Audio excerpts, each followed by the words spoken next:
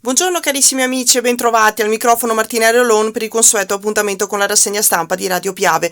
Oggi siamo a venerdì 26 marzo, andiamo subito insieme a dare uno sguardo alle principali notizie pubblicate sui quotidiani locali. Cominciamo con il Corriere delle Alpi. La tematica con cui si apre è quella della vaccinazione anti-Covid. Il titolone recita così: vaccinazione nelle aziende, la regione pronti a partire. L'assessore Lanzarin, l'assessore regionale, dice la prossima settimana solo un paio di stabilimenti per provincia, poi acceleriamo. Nel bellunese sono 51 le imprese che hanno dato la loro disponibilità dopo l'appello di Confindustria, però c'è anche la presa di posizione dei sindacati che mostrano qualche titubanza. CGIL, CISL e UIL hanno chiesto urgentemente un incontro con la direzione dell'ULSS per chiedere chiarimenti. Vediamo il rischio che qualcuno salti la fila, dice Mauro De Cali, che è il segretario generale della CGIL. E parlando sempre di vaccinazioni, dosi per 900 anziani, un successo a Cavarzano la campagna per gli over 70, si legge nel lancio che rimanda all'articolo a pagina 8 di Paola Dallanese. Oggi, come ogni venerdì, è anche la giornata in cui vengono stabiliti i colori delle regioni. Contagi elevati, il Veneto rischia di restare in rosso altre 2 settimane. L'articolo è di Filippo Tosatto a pagina 6 e andremo poi a leggere più nel dettaglio. Altri lanci sempre dalla prima del Corriere delle Alpi. A Paludi rifiuti a fuoco alla Casagrande, nubi di fumo, nessun ferito. A fuoco appunto i rifiuti alla Casagrande nell'area di Paludi, nubi di fumo, ditta evacuata, nessun ferito fortunatamente, e c'è l'articolo a pagina 30. Poi un'altra notizia triste per Belluno, ma per tutta la provincia: la tipografia Piave in liquidazione, l'annuncio della diocesi che ora cercherà una sistemazione ai lavoratori, e c'è un articolo di Francesco Dalmas. A Gosaldo, il piccolo borgo di Sant'Andrea, protagonista in televisione su Geo Geo grazie a una studentessa padovana. Andremo a leggere questo articolo.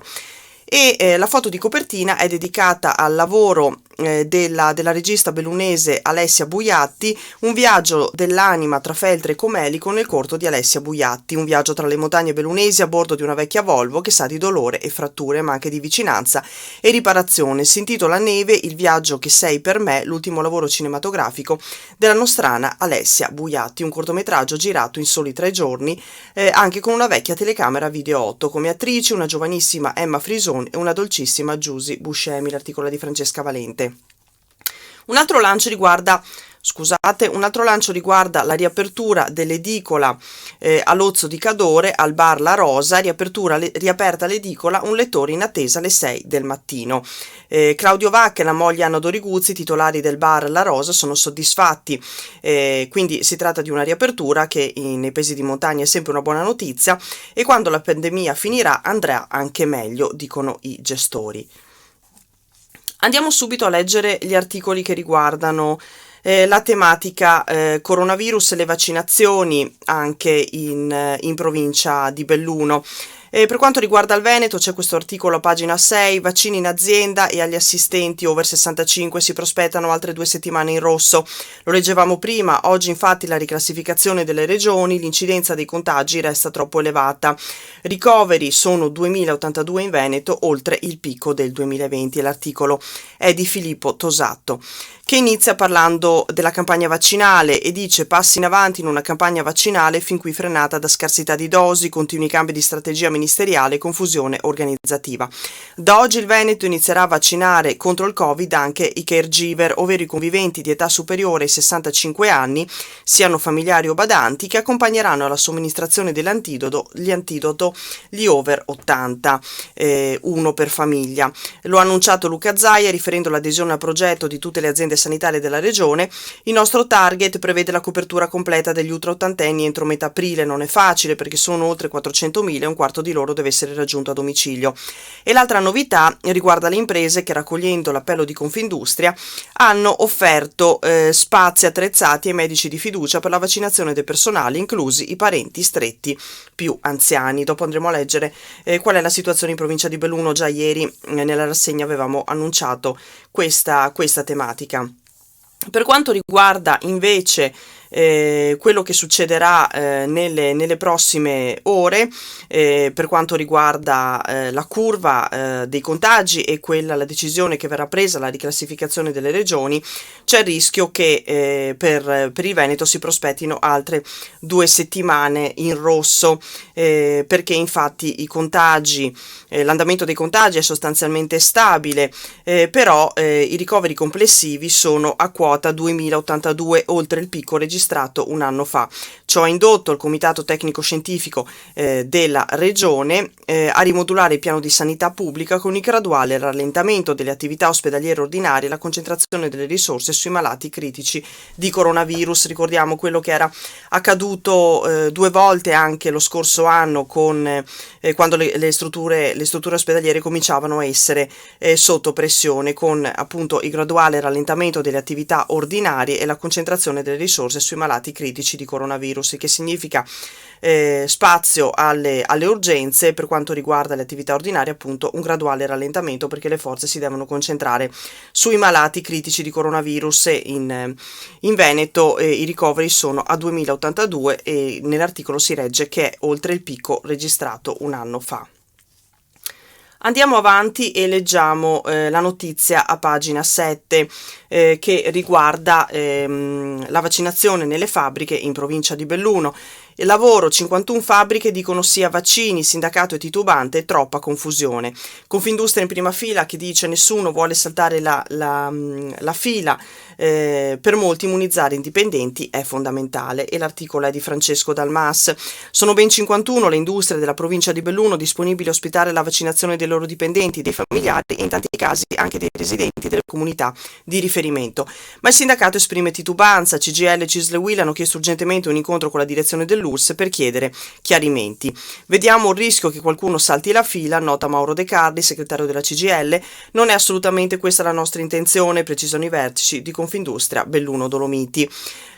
Confindustria che ha reso disponibile la propria sede se ci fosse questa necessità, e spicca tra le aziende che hanno dato disponibilità anche la Luxottica di Agordo, Cencenighe e Sedico. Ci sono pure le aziende che in questi giorni sono al centro delle preoccupazioni bellunesi, vale a dire la CC e l'Idea Standard.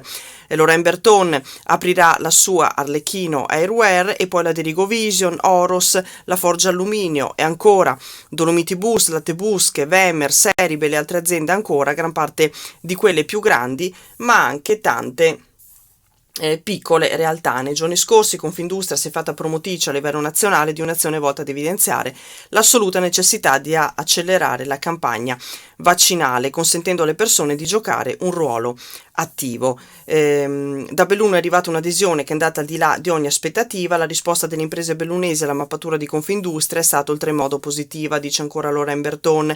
Ciò conferma da un lato la grandissima attenzione verso la campagna vaccinale come vera via d'uscita dalla pandemia, e dall'altro il senso di comunità che anima il tessuto imprenditoriale bellunese.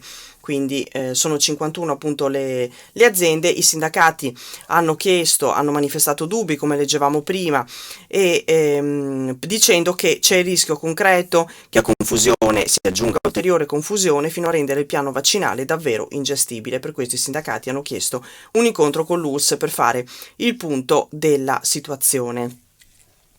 E parlando invece di scuole che, ricordiamo, sono chiuse e sono in didattica a distanza, genitori, prof e studenti in Piazza dei Martiri per lo sciopero della DAD, una iniziativa che sarà oggi appunto in Piazza dei Martiri a Belluno, dove i genitori dei ragazzi che stanno seguendo la didattica a distanza saranno sul listone per lo sciopero della DAD, lanciato a livello nazionale e raccolto anche in provincia.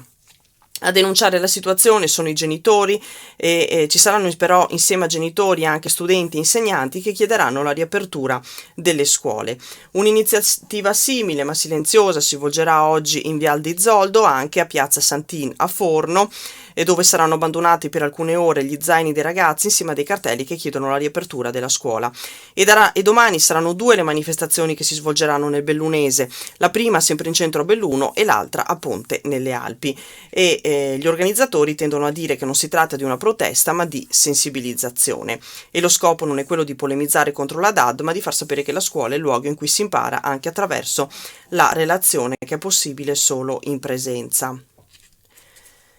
Andiamo a pagina 8 e qui si continua a parlare di vaccini. 900 over 70 a Cavarzano in fila per il vaccino, fine di un incubo, prova superata per la medicina integrata del capoluogo, le siringhe sono state preparate dalle infermiere del gruppo e per chi ci segue in video la pagina è ricca anche di fotografie che mostrano le operazioni di vaccinazione. L'articolo è di Paola Dallanese. Contenti, sollevati ma anche un po' stanchi, 900 over 70 che ieri sono stati vaccinati dai professionisti della medicina di gruppo integrata di Cavarzano non aspettavano altro e si seguono poi le testimonianze. Le vaccinazioni sono state eseguite dai 6 medici della medicina Belluno Dolomiti che si sono dati il turno alla sala parrocchiale di Cavarzano per tutta la giornata di ieri a partire dalle 8:30 fino alle 20. Arrivano i medici vaccinatori per la profilassi nelle case, sono 6 professionisti che hanno ottenuto via libera per questa attività e tra loro c'è Giorgio Mongillo a servizio dei più deboli. A vaccinare i 70enni contro il Covid-19 ieri alla sala parrocchiale di Cavarzano c'era anche Giorgio Mongillo, ex medico di famiglia e del lavoro, ora in pensione. Nelle settimane scorse ha seguito un corso di formazione ad hoc che gli permette di avere il patentino di medico vaccinatore. Forse pochi sanno, dice Mongillo, che ci sono dei camici bianchi vaccinatori che si stanno occupando di immunizzare le persone che sono immobilizzate a casa. Abbiamo iniziato lunedì scorso, ha detto Mongillo, e stiamo procedendo in base a una lista che ci è stata data dall'ULSS. Andiamo nelle case dei pazienti che hanno segnalato la loro indisponibilità a muoversi e quindi la necessità di ricevere il siero a domicilio. E ad oggi medici vaccinatori che si recano appunto a domicilio sono in tutto 6 e l'attività continua. L'articolo anche in questo caso è di Paola Dallanese. A pagina 9 si parla sempre di vaccini. Oggi al drive-in di Paludi c'è accesso libero per 400 nati tra il 1938 e il 1939, gli anziani si presenteranno dalle 14 in base al mese di nascita e nel weekend sono state attivate sedute vaccinali in varie parti della provincia. L'attenzione è da giorni concentrata sulla fascia d'età 70-79 anni e su queste persone vigila il Dipartimento di Prevenzione che segue appunto le prenotazioni online, ma anche i medici di medicina generale mediante chiamata diretta o a cura dei comuni interessati. Domani e domenica entreranno in campo i medici di famiglia di Longarone, Val di Zoldo, Borgo Valbelluna, Lano di Piave e Cortina d'Ampezzo. Da lunedì toccherà invece alla medicina di gruppo Belluno 1 di Via Caffi che utilizzerà come sede per la somministrazione dei vaccini la sala parrocchiale di Cavarzano. E ancora 80 nuove positività registrate nelle ultime 24 ore, questo è il bollettino dell'ULSS. Ieri si sono registrati oltre 80 infetti in più. Per quanto riguarda la pressione sugli ospedali, per fortuna in provincia di Belluno la situazione sta migliorando, tanto che ieri il pomeriggio al momento dell'emissione del bollettino quotidiano erano 81, si legge appunto, i ricoverati nelle varie strutture, sono 59 di agenti nelle aree non critiche, 35 a San Martino di Belluno, 24 a Santa Maria del Prato di Feltre e sono 8 i pazienti gravissimi che sono ricoverati in rianimazione in terapia intensiva. Per quanto riguarda una notizia che avevamo dato nei giorni scorsi, ossia le condizioni dell'ex sindaco di Belluno Antonio Prade, è in pneumologia, le sue condizioni migliorano.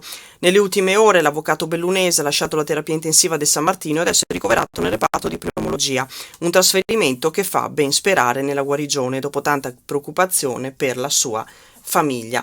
Però il virus è così imprevedibile e subdolo che i medici prima di pronunciarsi appunto fanno molta attenzione, sono prudenti. L'articolo in questo caso è di Gigi Sosso.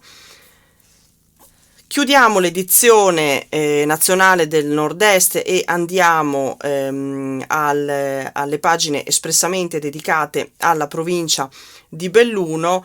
Alcuni articoli ora andremo a leggerli sul Gazzettino. Ci fermiamo per quanto riguarda il capoluogo con una buona notizia, ossia la riapertura dopo 5 mesi del supermercato del centro. Stiamo parlando dell'AEO proprio in centro storico a Belluno. Entusiasmo ieri mattina per il taglio del nastro, il cavalier Cestaro dell'Unicom. Vogliamo tutelare un servizio di prossimità, ha assicurato. L'articolo di Paola Dallanese.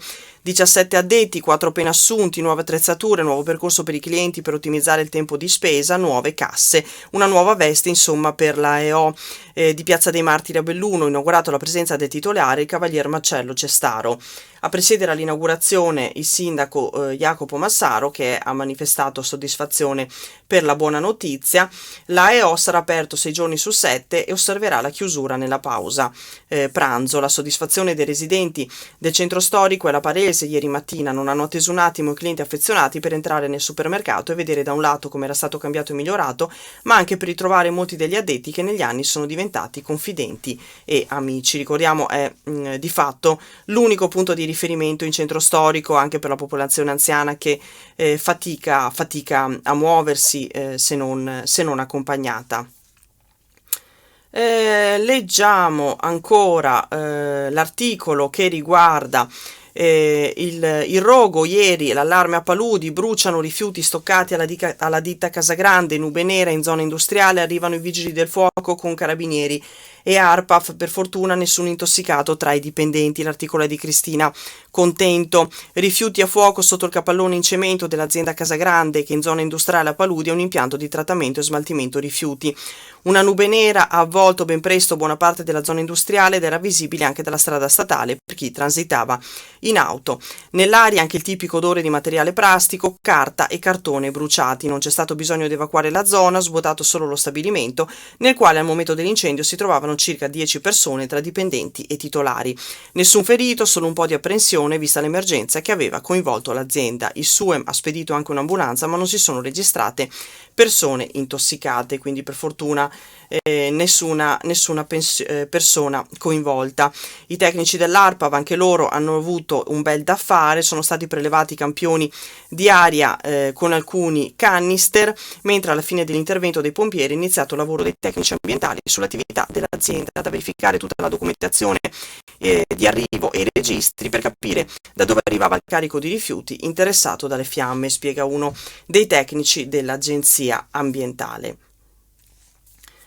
Leggiamo questa notizia positiva appunto della riapertura dell'edicola a Lozzo di Cadore. In attesa del giornale dalle 6, un successo per il bar edicola. Dopo un anno Claudia e Anna riportano in paese un servizio di cui si sentiva l'assenza. Il titolare: iniziamo con quotidiani settimanali, se va bene amplieremo la nostra offerta. Buona la prima, si legge nell'articolo. Bilancio positivo per il primo giorno di apertura della nuova edicola di Lozzo. Già nella primissima mattinata infatti sono stati numerosi i cittadini che hanno raggiunto piazza 4 novembre e in fila, nel rispetto delle norme anti-Covid, hanno atteso il proprio turno per entrare al bar La Rosa per acquistare un quotidiano o una rivista. Un servizio indispensabile e molto atteso da tutti i cittadini. Chiudiamo il Corriere delle Alpi e passiamo al Gazzettino. Andiamo subito a leggere quello che pubblica quest'altro quotidiano locale, andando alle pagine dedicate alla provincia di Belluno, all'edizione di Belluno. Il titolone di apertura è dedicato alla questione dei Novax in casa di riposo. Novax in casa di riposo, 7 in bilico. La Gaggia Lante si vaccina solo un obiettore, la direzione oggi deciderà per gli altri, cambio di mansioni o aspettativa. Il Paolo Santesso, amministratore di Sersa, dice: il nostro obiettivo non è far fuori i dipendenti ma proteggerli dalla malattia. Ricordiamo che il giudice del Tribunale di Lavoro di Belluno nei giorni scorsi si è pronunciato contro il ricorso che era stato avanzato da 10 dipendenti delle case di riposo Novax, 8 della Sersa e 2 della Sedico Servizi, che non volevano vaccinarsi. Il loro ricorso è stato appunto non è stato accettato, è stato respinto e ora andremo a leggere cosa sta succedendo. Anche qui tipografia Piave, chiudono 158 anni di storia, era di proprietà della diocesi, ora cercheremo un posto per i nuovi dipendenti, si legge nel lancio. Un pezzo della storia imprenditoriale bellunese chiude i battenti, dopo 158 anni appunto la diocesi ha chiuso la tipografia, è stata chiusa la tipografia Piave di proprietà della diocesi. Opere pubbliche, 8 milioni per sistemare ponti e viadotti, un altro lancio che si vede qui sul Gazzettino. La notizia è arrivata dal ministro bellunese Federico D'Inca.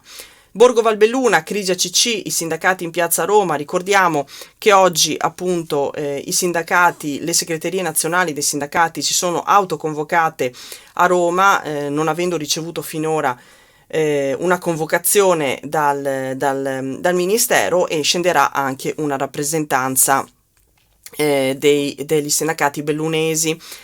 La foto di copertina è dedicata al distanziamento che impedisce riunioni in fabbrica, c'è il virus, le assemblee si fanno all'aperto. I metalmeccanici discutono il rinnovo del contratto di categoria all'aperto, ieri a Limana, alla Costa, si sono tenute nel piazzale le assemblee per discutere e votare le proposte di modifica alla piattaforma. E poi un altro articolo che riguarda la scomparsa di Antonio Monti. 86 anni, morto mercoledì sera nella sua casa di Auronzo dopo alcuni mesi di malattia. Figura di spicco nell'industria bellunese, si è sempre occupato all'interno della famiglia del settore legno e della sua prima lavorazione. Andremo a leggere a brevissimo l'articolo dedicato. Ecco qui la notizia che riguarda la sentenza del giudice del lavoro sulla questione Novax. Un solo operatore accetta il vaccino, gli altri rischiano. Ai dipendenti della Sersa di Belluno organizzata una sessione straordinaria, valutiamo se spostarli di mansione o se sospenderli senza lo stipendio. Un solo OS su 10 che aveva proposto il ricorso contro le rispettive case di riposo ha cambiato idea riguardo al vaccino e quindi ieri mattina ha ricevuto la prima dose di Pfizer.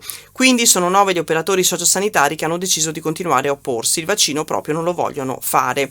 E cosa accadrà? Il nostro obiettivo, chiarisce Paolo Santesso, amministratore unico di Sersa, non è far fuori la gente ma vaccinarla. A un certo punto però ci fermiamo. Sono stati 10 gli OS ad aprire la strada del ricorso, 8 della Gaggia Lante Sersa e 2 della Sedico Servizio. Ma il giudice del lavoro ha riconosciuto il dovere del datore di lavoro di tutelare i suoi dipendenti e sospendere coloro che con i loro comportamenti rischiano di minare l'integrità fisica degli altri. La vicenda ora si muoverà in due direzioni. Da una parte ci sono le case di riposo che, tramite il medico competente, decideranno se spostare gli OS in mansioni diverse o se sospenderli senza retribuzione. Dall'altro ci sono loro, i ricorrenti, che hanno ancora una settimana per capire se impugnare o meno la sentenza. Ed è una decisione che prenderanno insieme all'avvocato Andrea Colle, che li ha seguiti fin dall'inizio. La loro posizione non è cambiata appunto sul vaccino anti-Covid e di conseguenza rischiano di rimanere a casa senza stipendio per un lungo periodo che potrebbe terminare con il licenziamento. Santesso specifica che la posizione di questi host non è quella dei Novax radicali, hanno paura nei confronti della novità che io auspico possa venir meno col crescere dei numeri riguardanti le persone vaccinate e con l'elenco sempre più lungo dei successi della campagna vaccinale. E proprio a questo proposito l'articolo di Davide Piol precisa che, a differenza della prima e della seconda ondata, la maggior parte delle strutture per anziani è covid free, nonostante le varianti del virus si sappia siano essere più contagiose, e l'unico fattore ad essere cambiato è appunto quello dei vaccini. Le prime dosi infatti sono state somministrate il 27 dicembre, per questo motivo, secondo Santesso, non ci sono altre soluzioni in merito alla questione degli OS. Quindi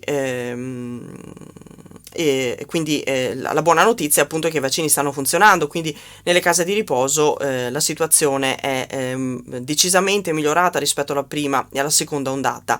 E il timore è di vivere tutto di nuovo, il focolai, lo sconforto, il dramma dei morti. Quando il virus entra fai fatica a capire cosa succede, dice ancora Santesso. Non reggerei il pensiero di sapere che si poteva evitare e che non ci abbiamo perlomeno provato.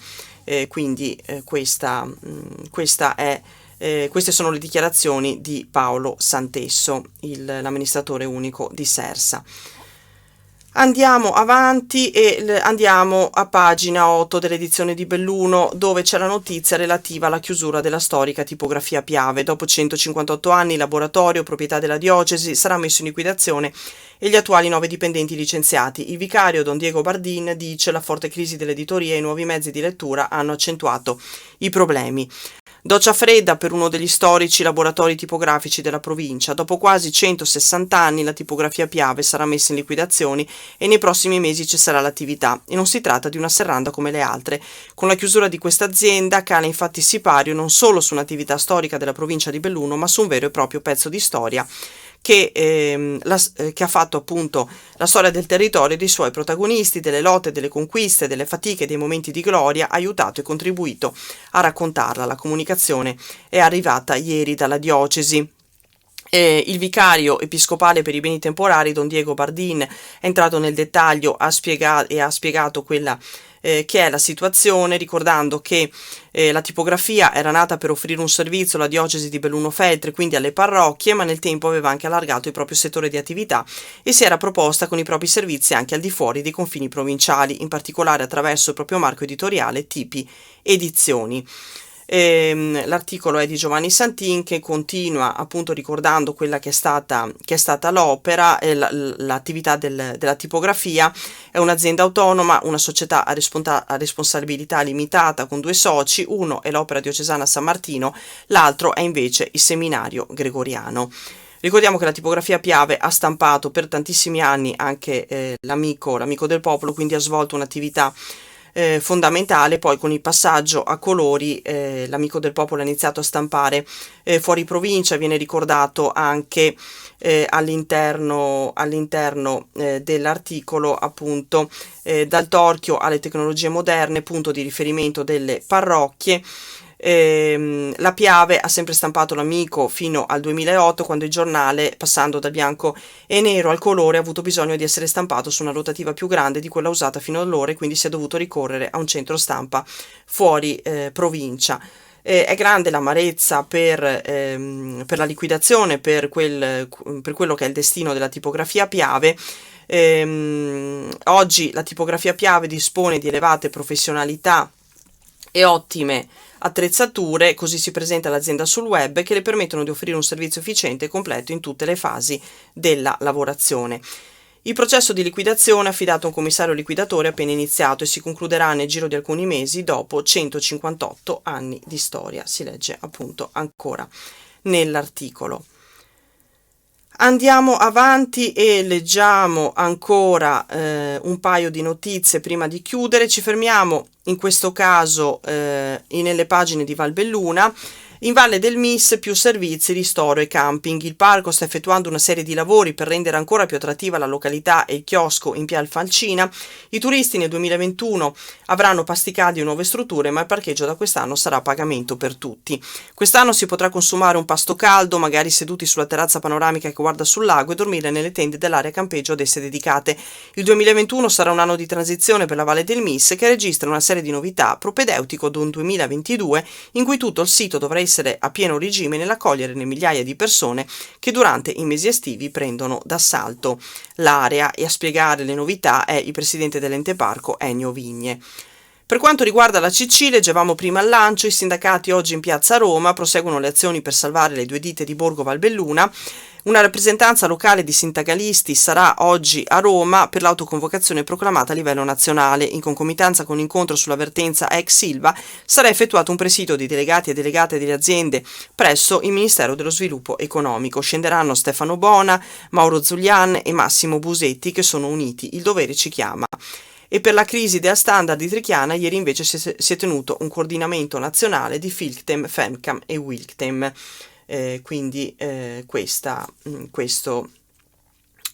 Questo l'articolo, che è a firma di Federica Fante.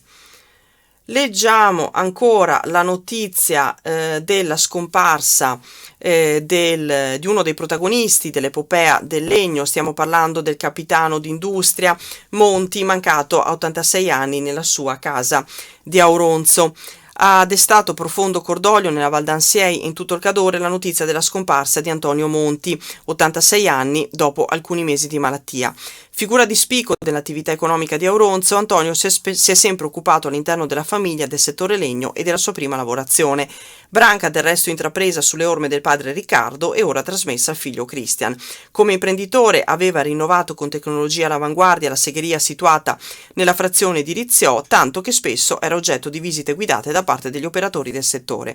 A ricordarlo è stato Laurent Berton, presidente di Confindustria Belluno Dolomiti, e Antonio Monti era uno dei più affezionati amici di Francesco Cossiga, conosciuto quando il futuro senatore si trovava al seguito dell'allora Presidente della Repubblica Antonio Segni in vacanza estiva ospite della casa forestale di San Marco, un periodo che Antonio Monti ha sempre ricordato di spensierata gioventù e che ha dato inizio ad una lunga e amichevole frequentazione con l'illustre personaggio, e c'è proprio una foto che mostra Monti insieme all'amico Cossiga, a sua volta morto a 86 anni. Con questo articolo chiudiamo la rassegna stampa di oggi. Vi aspettiamo puntuali domattina alle 8:30 su Radio Piave, poco dopo in video sulla pagina Facebook dell'Amico del Popolo. Intanto mi raccomando, seguiteci sul nostro sito internet www.amicodelpopolo.it. A tutti un grazie per l'ascolto, un sereno venerdì e un buonissimo fine settimana. A prestissimo, grazie ancora.